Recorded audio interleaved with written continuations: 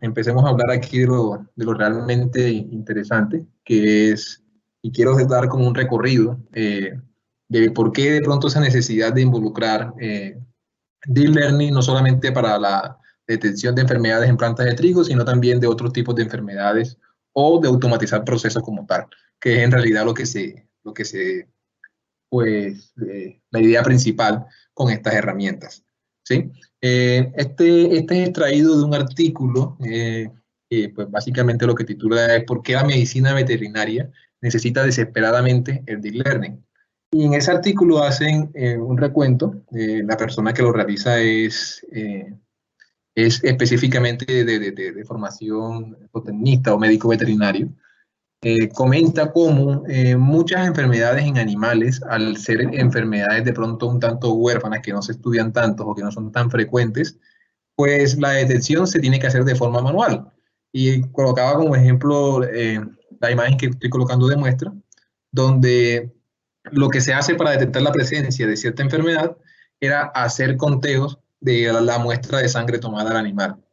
Y eso pues se vuelve un proceso que primero es relativamente sencillo de hacer, porque es hacer conteo de las que tienen presencia o ausencia de la característica buscada. Y otra es que es muy tedioso, ¿sí? Sí, puede que sea muy sencillo, pero al hacerlo tedioso, quita mucho tiempo a las personas encargadas de esta parte.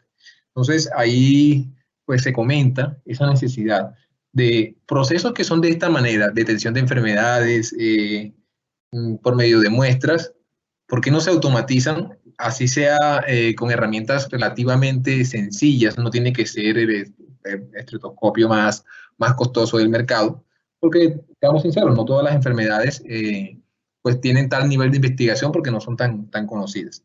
Entonces, él comentaba eso para muchas enfermedades en muchas especies animales que no son muy comunes, no son muy frecuentes y eso hace que no tengan la inversión necesaria. Se sabe detectar, pero de forma manual. Y esa forma manual involucra ese conteo o esa necesidad de hacer ese trabajo manual que es muy dispendioso. ¿Sí? Entonces, pero ya específicamente hablando, pues aquí les muestro una pequeña planta de trigo que es básicamente sobre la cual yo trabajé durante bastante tiempo. En Colombia, precisamente el país donde yo vivo, el trigo pues ha sufrido una baja producción desde hace muchos años, producto de la promoción de la importación de este mineral, de este alimento, y lo que ha hecho es esa decadencia. Y si a eso le sumamos las enfermedades que normalmente, temporada a temporada, sufre la planta, se ve muy decaída en el consumo local. Entonces, la idea principal con la que yo de pronto abarqué este problema era, ok, tenemos ese problema de que no hay inversión o de pronto los pequeños cultivadores no tienen acceso de pronto a un técnico o a alguien que se acerque a su cultivo, sea por dificultad de acceso, que es muy común en este país, dificultad de acceso a ciertas zonas rurales que están muy alejadas, no tienen forma de que alguien llegue a hacer un testeo o hacer una prueba en el campo para ver qué plaguicida o cuál sería el tratamiento de acuerdo a la presencia que manifiesta la planta. Y pues las personas tienen conocimiento, pero conocimiento que es heredado de tradición, y eso muchas veces se queda corto. Por eso es que las pérdidas en trigo, cuando se presenta alguna plaga, sobrepasan el 70%, o sea, es una pérdida bastante cuantiosa. Esta es una de las enfermedades presentes en el trigo. Específicamente me centré en dos, que son las más comunes. Y más adelante les comentaré de pronto de dónde surgen esas imágenes. Esa primera enfermedad es roya anaranjada. Se presenta en toda la planta, no solamente en la parte más visible, sino también en el tallo y en la parte inferior de la planta. Al igual que la roya negra. Son las dos enfermedades que principalmente trabajé con las cuales me dediqué a investigar allí. Ahí también quiero que vean algo, esas imágenes que les mostré, tanto las anteriores como ese grupo de imágenes son tomadas del grupo de entrenamiento. para que de pronto se logren visualizar lo que más adelante les comentaré, que es la dificultad de entrenar un modelo cuando las imágenes no son estandarizadas. ¿Sí? Si es como decir, para ciertos tipos de pruebas que se hacen de forma tradicional, siempre se toma la muestra, sea por ejemplo un examen de sangre, se toma la muestra siguiendo un protocolo. Si se toma en el brazo, se limpia el brazo, se inserta una jeringa nueva, se ejecutan una cantidad de pasos que ya están estandarizados y pues en cualquier lugar del mundo se repite de forma similar. Pero aquí en este campo, cuando hablamos de Deep Learning, como una subrama del Machine Learning, tenemos ese inconveniente, la carencia de información. Y muchas veces la información que está disponible no cumple con lo que de pronto se requeriría para tener un buen modelo. Y eso es un gran problema para la persona que trabaja con la información. ¿Sí? Eso más adelante, pues explicaré una forma de abordar y posiblemente solucionar esos inconvenientes en algunos casos. ¿Ok? Pero lo interesante aquí es por qué Deep Learning, por qué no otro tipo de herramienta, por qué no las herramientas estadísticas que normalmente extraen características de imágenes. Aquí, por ejemplo, les muestro una extracción, eso que aparece allí de negro con unas franjas amarillas, es una planta de arroz, si mal no recuerdo, eh, donde lo que se hace es de la imagen completa, se extrae la zona de interés, lo que se llaman las características, aplicando diferentes filtros y diferentes características. Una de ellas, por ejemplo, es las K-medias, que es muy común en estadística clásica, o las máquinas de soporte vectorial.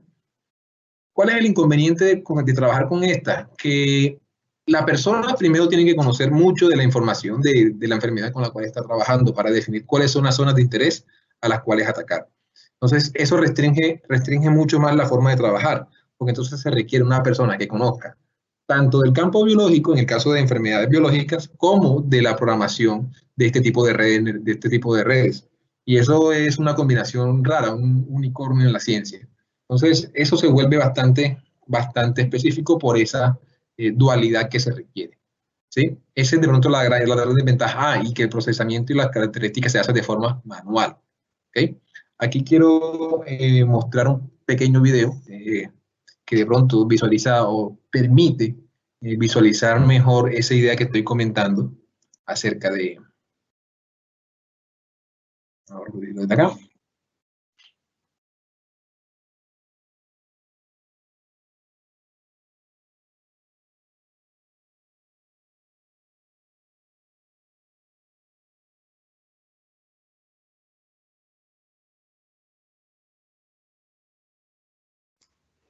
¿El video tiene sonido?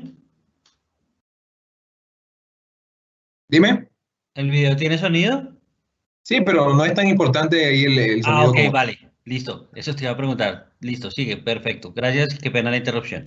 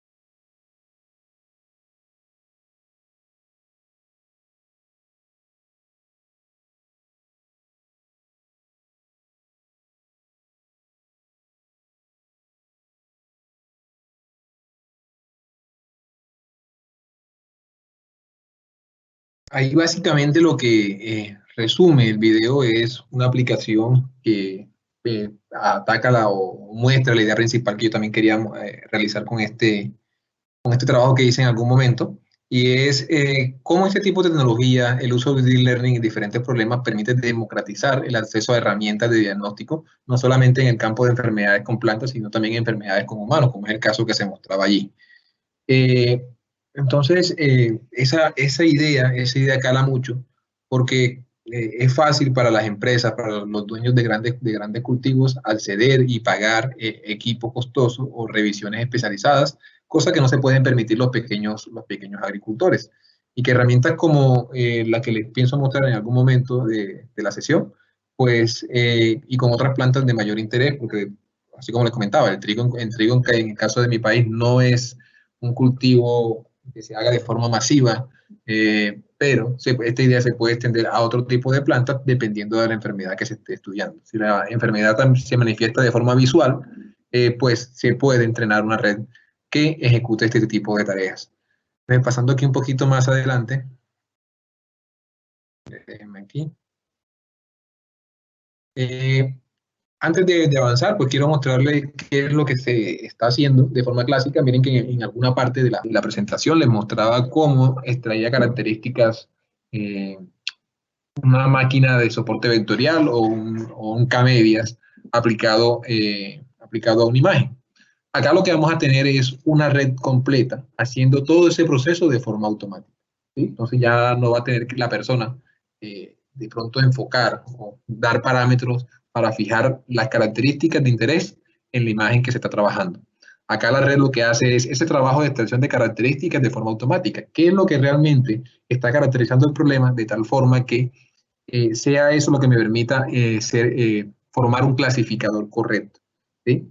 Es como el ejemplo de enseñarle a un niño con un libro de imágenes, diferentes imágenes de carro, ¿sí? Tienen carros de diferentes tipos, diferentes modelos, y luego se le muestra un objeto en la vida real, un carro en la vida real, y que él sea capaz de decir, eso es un carro. Es básicamente lo que hace este tipo de redes. Con una cantidad de ejemplos predeterminada, él aprende las características. ¿Qué es lo que hace un carro? Para que luego cuando vea una imagen que no ha visto, que tenga que ver con la situación con la cual se entrenó, él sepa decir a qué categoría pertenece esa imagen que están viendo. Entonces, ahí lo que se muestra es cómo a medida que avanza ese ingreso, esa imagen que ingresó, que tiene un tamaño de 224 por 224, esas son las medidas, y ese 3, perdón, hace referencia a que la imagen como tal tiene los 3 canales de colores RGB, ¿sí? Entonces, esa imagen al pasar por una red, que más adelante les mostraré la estructura, empieza a hacer ese desglose con los filtros que se aplican, las funciones de activación necesarias, el dropout en algunos casos, y empiezan a aparecer ciertas cosas específicas o características que son interesantes. Por ejemplo, fíjense que aquí al final, en unos pasos mucho más adelante, aparece sombreado una zona de interés o lo que él determina que es una zona de interés para la categoría que está estudiando, ¿sí? En el inicio, pues parece concordar con la parte que está malograda de la hoja, ¿sí? Ya ahí él alcanza a interpretar que hay una relación entre la etiqueta que tiene asignado la imagen, que puede ser la etiqueta, puede venir en forma del nombre de la carpeta donde está toda la fuente, o como nombre de la imagen, o como un archivo CSV, depende de cómo estemos trabajando en la red comunitaria. ¿Okay? Ahora, principalmente vamos a comentar por qué SCNN o por qué una Convolutional Neural Network, que es la sigla que recopila ese nombre.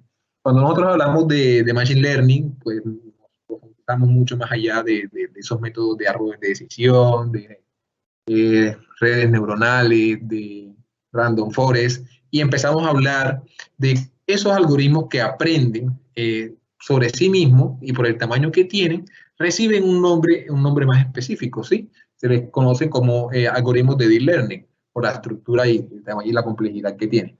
Uno de estos que que es relativamente nuevo, digo relativamente nuevo, no como pronto su concepto en sí, porque el concepto como tal o los pilares base la Convolutional Neural Network aparecen alrededor de los 50, hablando en términos de las neuronas, que es lo que hace la unidad básica de procesamiento.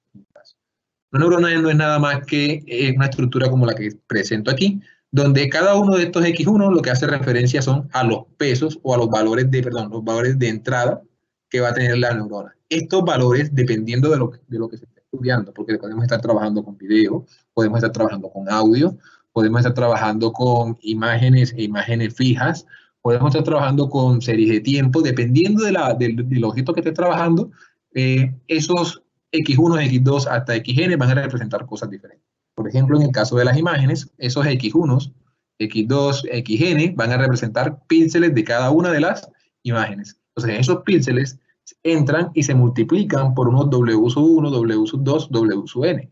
Para cada una de las entradas se multiplica por un peso diferente. Pero esa multiplicación de un objeto, de un valor, por un peso y la suma de todos ellos sigue siendo una combinación lineal. Entonces uno podría pensar, ok, pero básicamente lo que está haciendo esa imagen que tengo ahí o esa neurona es una regresión, sea simple o sea múltiple dependiendo del tamaño que tenga. Y sí, en teoría sí. Básicamente lo que hace es una regresión de pronto a lo macro, con más iteraciones y más neuronas conectadas. O sea, regresión tras regresión tras regresión, pero no deja de ser una regresión. Y es ahí cuando aparecen otro tipo de cosas que tienen que ver con lo que se llaman funciones de activación. Esas funciones lo que hacen es, esos valores de entrada, al aplicarle una función, deja de ser, la relación que va encontrando dejan de ser lineales. Y eso permite que se adapte mejor a la información que está estudiando, ¿sí? Entonces, aquí hay una estructura de una red actual, porque hay redes muy sencillas. Por ejemplo, LeNet, que es una de los abuelos de este ecosistema, que se usó para detectar dígitos en postales de correo. Esta es una evolución de ese LeNet, conocida como AlexNet, presentado, si mi memoria no falla, alrededor de 2012, en una competencia de ImagiNet. En esa competencia, pues lo que se quería era hacer clasificación de alrededor de 1000 objetos con una base de datos bastante grande. Entonces, esta es la idea principal detrás de una red neuronal convolucional, ¿sí? Lo que se tiene es una entrada que aparece, por ejemplo, en este caso, capificada, tiene 3 capas, en este caso, asumiendo que la imagen de entrada tiene los 3 canales de colores. Se aplica un filtro, que un filtro no es nada más que ese cuadrito que aparece allí, básicamente es una operación matricial, que comprime un espacio de información en la imagen original en un espacio más pequeño. Va haciendo esa convolución. De ahí recibe básicamente el nombre. Se hace ese proceso reiteradas veces aplicando funciones de activación en algunos casos. Por ejemplo, aquí una función de activación muy conocida es la función de activación ReLU, que es bastante actual y es la que en la mayoría de problemas cuando aparecen granificación o pequeñas cosas por detectar en las imágenes, es la que tiende a obtener mejores resultados. Hay otras por mencionar, puede ser, por ejemplo, una función de activación tipo softmax o un tipo de activación ADAM. Dependiendo de lo que tengan, pues pueden variar las funciones allí. Entonces, esto es una estructura, aquí hay una primera parte que es para la extracción de características o aprendizaje de esas características como tal, y una parte final que es donde se hace la clasificación con base en lo que se tiene en las partes anteriores, ¿sí? Entonces, ese proceso de recorrido de esa imagen por esa red para aprender unas características e identificar qué es lo que hace un carro, y puede decir la red, ok, un carro, aparecen llantas, hay luces, hay cierta forma, y ok, ya voy aprendiendo qué es un carro, pero ponme a prueba. Y ahí es cuando aparecen ciertas cosas para medir qué también está clasificando la red que se está entrenando. Aquí al final, fíjense que aparecen unas categorías, carro, camión, van y 3 punticos, bicicleta. Aquí haciendo referencia a la cantidad de categorías que tenía inicialmente a la competencia en la cual apareció esta red. Entonces, la idea sería, pues, si yo logro entrenar una red con X cantidad de imágenes, eso también es una pregunta que en algún momento surge, ¿cuántas imágenes necesito para entrenar una red para un problema en específico? Pues ahí sí depende mucho del tipo de problema que se esté manejando. Eso no es una respuesta que se pueda dar de forma fácil. Pero en este caso, más adelante les comento con cuántas se trabajó y también lo interesante es de dónde provienen los datos con los cuales trabajé, que fue una competencia abierta en algún momento. Como les comentaba en algún caso, y el comentario de las imágenes va ligado a esta parte, y es que cuando uno trabaja en este campo, cuando uno trabaja con datos, de lo que se tiende a carecer es de información, ¿sí? Entonces, por decirles un punto, por decirles un caso, digamos que quieres construir una recta, haciendo un caso mucho más sencillo posible, quieres construir una recta, lo que necesitamos saber es por lo menos dos parámetros de información, sea la pendiente y un punto, o sea los dos puntos como tal. Pero digamos que lo único que conocemos y sabemos que hay una recta que cumple algunas condiciones es un punto de la recta. Nos queda complicado, si no hay más información que nos permita conseguir cualquiera de los otros parámetros, construir la recta que nos interesa.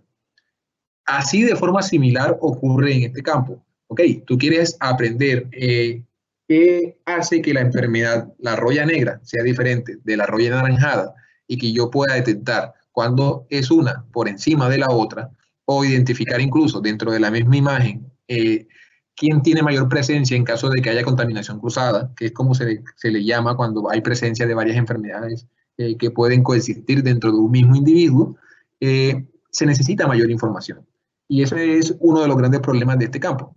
¿Cómo tenemos información si no sabemos de pronto cuál es el límite? A veces tomamos 500 muestras, resulta que con 500 muestras tenemos un algoritmo que no escala lo suficientemente bien para que pueda ser aplicado de forma sea educativa o sea de forma comercial, dependiendo del caso. Entonces, surge una primera herramienta que es la aumentación de datos. Esa aumentación de datos no es nada más que obtener datos sintéticos a partir de datos originales. Aquí creo que se ve bastante claro, y es el hecho de que aparece una imagen de entrada y se les empieza a aplicar ciertas transformaciones. Por ejemplo, quitarle ciertas texturas y empiezan a desaparecer ciertas marcas de las alas, se decoloriza la imagen, se aumentan los bordes, por eso que a diferencia, por ejemplo, del segundo caso, pues aquí sí aparecen mucho más gruesos esos bordes como tal.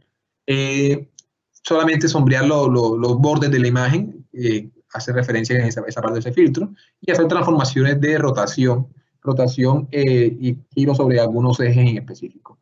Entonces, esta técnica permite en algunos casos mejorar esas métricas de rendimiento que se usan para medir qué tan bueno es un modelo haciendo una tarea en específico. Hay otras cosas que pueden ayudar mucho y tiene que ver con la parte de cómo se entrena la red. ¿Sí? Hay, pues, de forma general, dos tipos. La red se entrena desde cero y que ella aprenda todas las características desde cero, que es el primer caso, que se entrene de esa manera. Se ingresa al conjunto de imágenes y él empieza a aprender cuáles son las características que hacen que efectivamente eso sea un carro. Y se comparan, al final siempre queda esto. Es decir, si tengo 1000 categorías, al final va a quedar un vector con 1000 entradas donde la suma de todas las entradas va a dar exactamente 100%. Pero la mayoritaria es la categoría que se asigna en ese caso. Por ejemplo, pues si la entrada 1 del vector de salida corresponde a carro y tiene el 95%, pues se asume que la imagen de entrada en ese caso era un carro.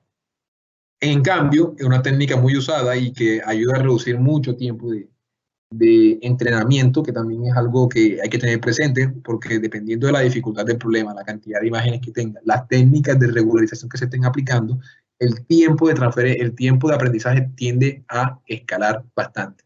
Desde las redes más sencillas hasta redes mucho más complejas, porque eso también varía mucho. Hay redes que podemos tenerlas con 1.000.000 de parámetros, con 100.000 parámetros, como hay redes que podemos tener con varios cientos de millones de parámetros. Y eso hace que la dificultad al entrenar o la potencia de cómputo necesaria para que la red ejecute siquiera el entrenamiento se escale demasiado y se vuelva de pronto imposible realizar un entrenamiento correcto. ¿Sí? En este caso, pues voy a hablar ahora de los datos de entrenamiento y de las dificultades que se presentan al trabajar por lo menos con esta planta. Esta imagen como tal no son de trigo, son de otras plantas, de otros estudios que yo consulté en su momento, y lo que quiero que se den cuenta es cómo todas las imágenes que están aquí parecen muy enfocadas directamente sobre la planta. Eso facilita muchísimas cosas.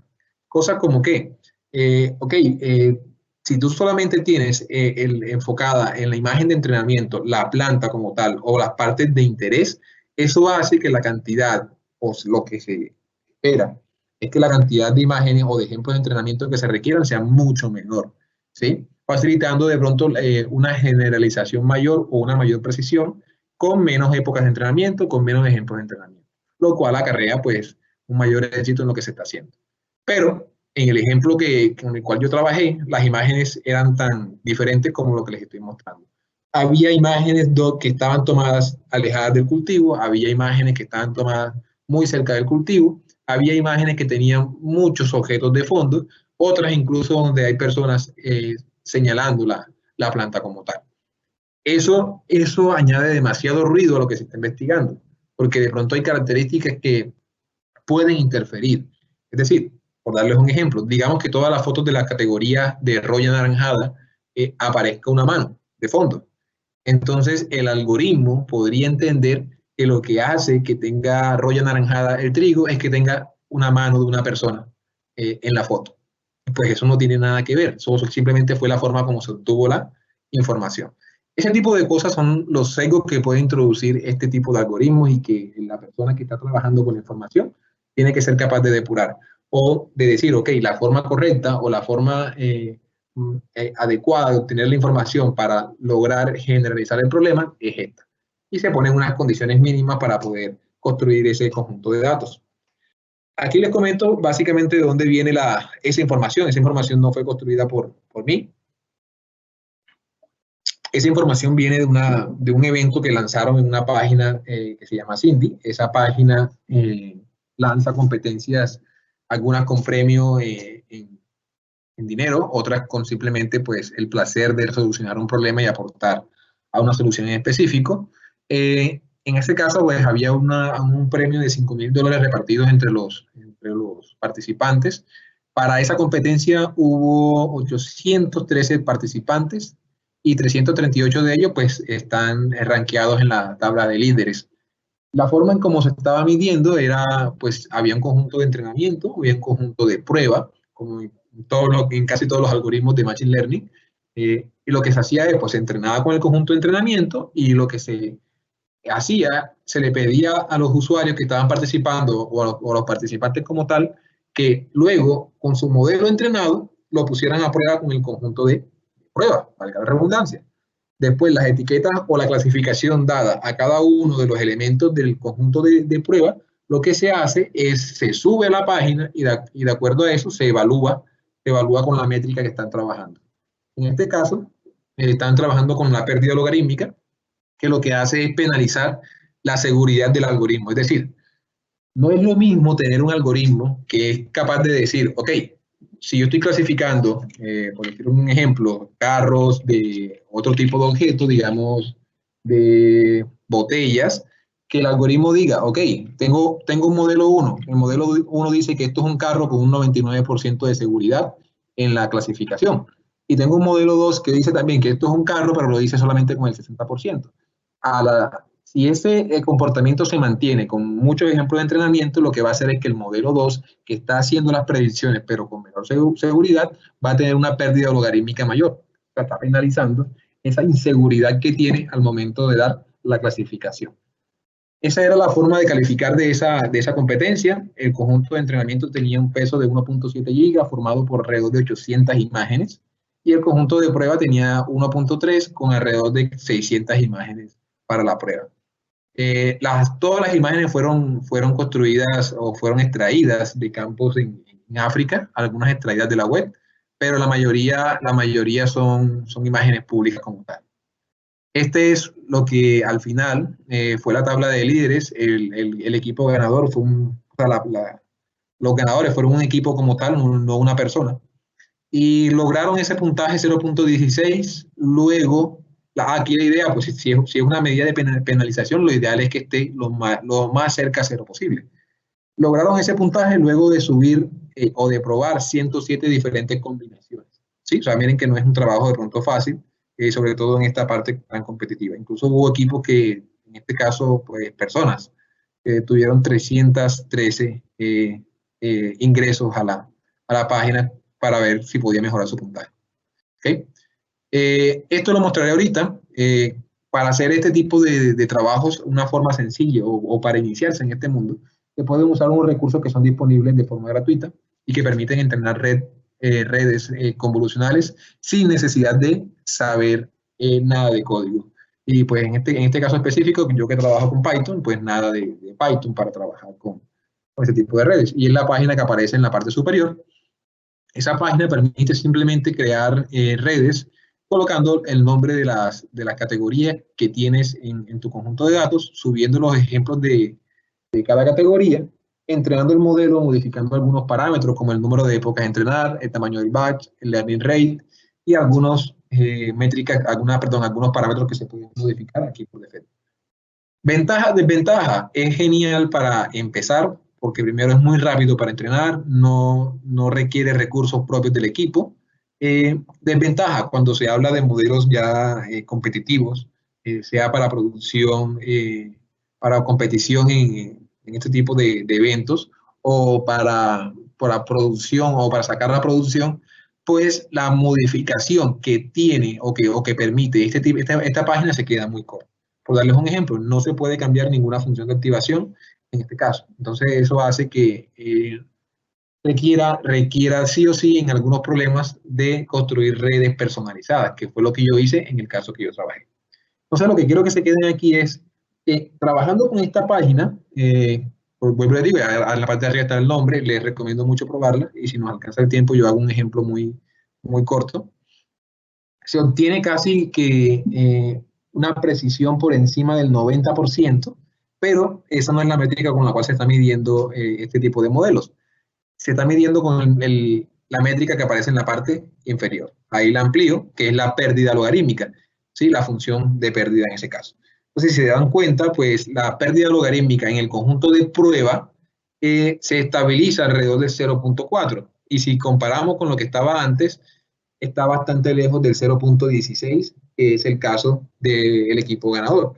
Pero para hacer una herramienta que no requiere de saber programar, pues es un rendimiento relativamente bueno. ¿Okay? Ahí por ese lado. Este fue los resultados obtenidos con una red construida desde cero, usando una capa o digamos una inspiración en lo que es BGG16, que es una red sacada en el 2014. Lo que quiero que se fijen ahí es que la precisión o la pérdida, que es el gráfico superior, se acerca bastante a cero, quedando en valores de 0.0004, si mal no me falla la memoria, luego de 20 épocas de entrenamiento. Y la precisión del modelo se acerca al 99% en ambos conjuntos, en el conjunto de entrenamiento y en el conjunto de validación. Pero igual aquí lo que interesa es que el modelo funcione bien en el conjunto de datos que no ha visto, porque si el modelo es capaz de predecirme bien las imágenes que vio, pues no es que sea tan útil que digamos.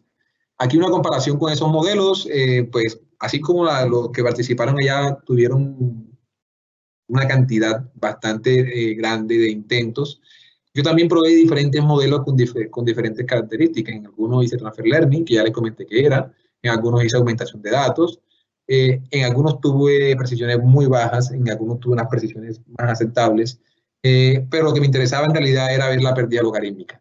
Con la red que yo tuve mejor resultado, que fue la que les comenté que tenía un BG16, comparándolo con el de la competición, pues es bastante menor. ¿Qué pasó? Pues yo me enteré de la competición mucho tiempo después, como un mes después que ya había cerrado los recibos se había cerrado el plazo de la competencia, con lo cual no pude someter a calificar mi modelo. Pero creo que pues hubiera empeorado un poco, pero por lo menos me hubiera alcanzado, tengo la creencia de que todavía me hubiera alcanzado a colocar en el top de líderes con el modelo que se creó. Entonces, al hacerlo, como decía, al hacer la comparación, pues ese número es menor y la idea es precisamente que esa métrica de penalización pues sea menor. ¿Okay? Hablando acá del caso de Colombia y no solamente del trigo como tal, ya hay trabajo con otro tipo de plantas y con lo que les decía, con muestras estandarizadas. Es decir, ya no va a haber una persona tomando la imagen y que la persona esté colocando diversos ángulos, esté colocando ruido con su mano o esté tomando fotos a una distancia que de pronto no es visible para nada el problema que estamos estudiando, ya se están proponiendo este tipo de proyectos. Este proyecto fue desarrollado por Mauricio Toro y compañía en la zona de Medellín, y lo que hacían era proponer unos cultivos y poner unos sensores, unas cámaras espectrales y ir tomando muestras en diferentes momentos. Y además mezclaban información del terreno como tal. Eso para crear un modelo que permitiera hacer clasificación automática de roya de la misma enfermedad que yo trabajé, pero en café. Aquí es más importante porque, claro, están atacando un cultivo que es insignia en nuestro país. En ese caso, pues el café es lo que representa a Colombia como tal en el exterior. Eso por un lado. Ahora quiero mostrarles cómo funciona esa red como tal. Déjenme aquí compartirles esta página. Segundo. Ok. Ya acá estoy en la página como tal. Esta es la que les comentaba. No les quiero mostrar el código original de la otra porque es muy denso y habría que entrar a explicar entonces lo que es cada una de las partes del modelo. Quiero replicarlo básicamente con lo que se hace acá. ¿Okay? Aquí en esta página, cuando ustedes ingresan, hay tres tipos de proyectos que pueden trabajar. Uno es proyecto con imágenes, proyecto con audio y estimación de pose, que se ha vuelto bastante famoso últimamente.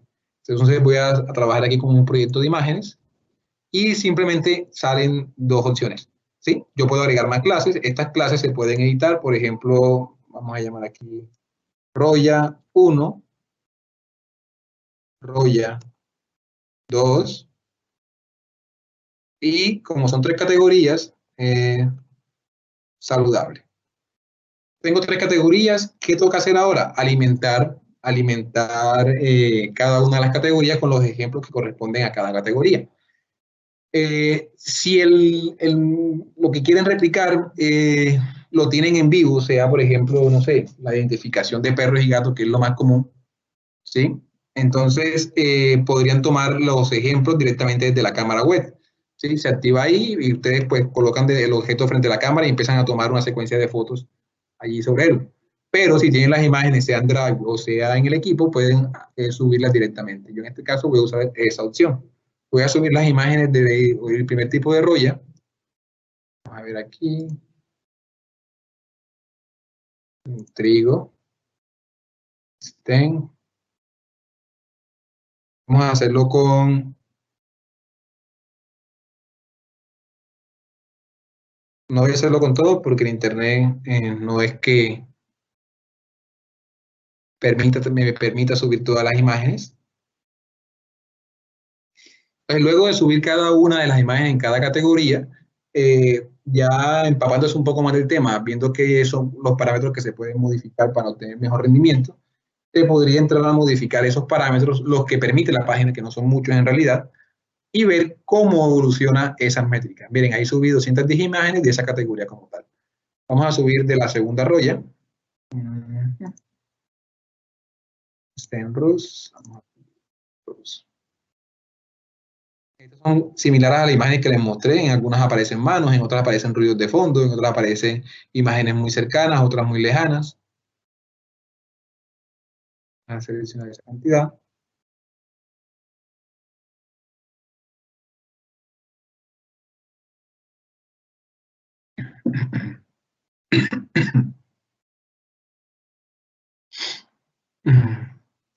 Y la última categoría que tengo yo en este problema son las imágenes saludables.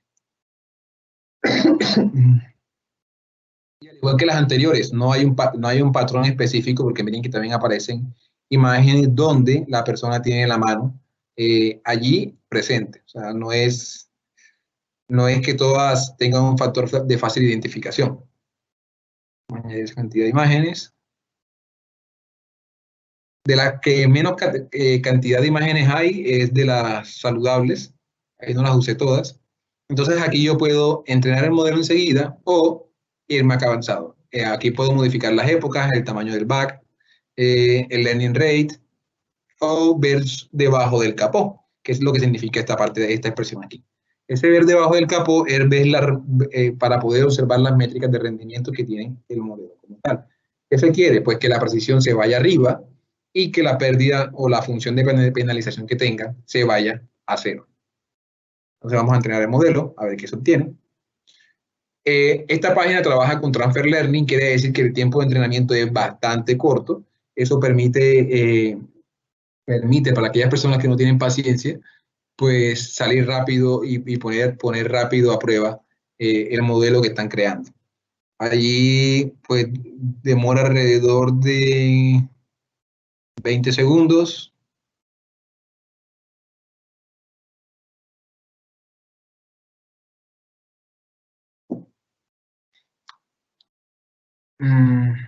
Aquí me muestra un error en este caso porque como tengo la cámara activa con la llamada, no me deja usar la cámara en dos sitios diferentes.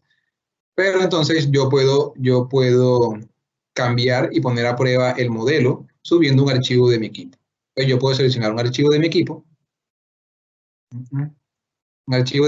y aquí en la parte inferior me va a indicar de qué categoría cree que es. Entonces voy a tomar acá un ejemplo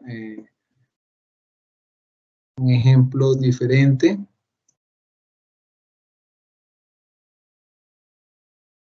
Entonces miren que aquí esta planta como tal me está diciendo que es saludable, con una precisión del 100%. ¿Sí? Y así se puede poner con diferentes ejemplos. ¿Cuál sería el fin ideal de este tipo de modelos? Someter esos modelos o hacerlos públicos, sea por una página web simple, incluso desde este mismo entorno se puede publicar y genera un enlace para que cualquier persona desde un dispositivo móvil, tableta o portátil, pues ponga a prueba ese modelo que se creó. Lo ideal sería pues tener modelos personalizados porque tienden a tener mejor precisión porque son adaptados específicamente al problema, capturar nueva información y reentrenar el modelo con esa nueva información. Si nosotros vemos acá las métricas, aquí me permite calcular bastantes cosas. Como les decía, miren que la pérdida logarítmica se dispara. Eso quiere decir que las precisiones, las afirmaciones de las categorías a las que pertenecen los ejemplos, pues no las está haciendo con total seguridad. Cuando eso ocurre, esa pérdida logarítmica, en el caso de la validación o del conjunto de pruebas, se va acercando a cero, como ocurre en la parte del gráfico azul, que hace referencia al conjunto de entrenamiento. Pero miren que la precisión se mantiene por encima del 80% en el conjunto de prueba. Y eso pues es una métrica relativamente buena. En estudios comparando la precisión que tenía un técnico especializado con respecto a estos algoritmos, se encontró que no hay diferencias significativas siempre y cuando el modelo trabajara con fotos estandarizadas, que no es lo que ocurría en este caso. Entonces, eso a grandes rasgos es lo que yo trabajé a lo largo de este año, porque eso fue trabajo de todo este año. Y quedo dispuesto aquí si hay preguntas, comentarios o sugerencias, a escucharlos a ustedes. Eso sería todo de mi parte.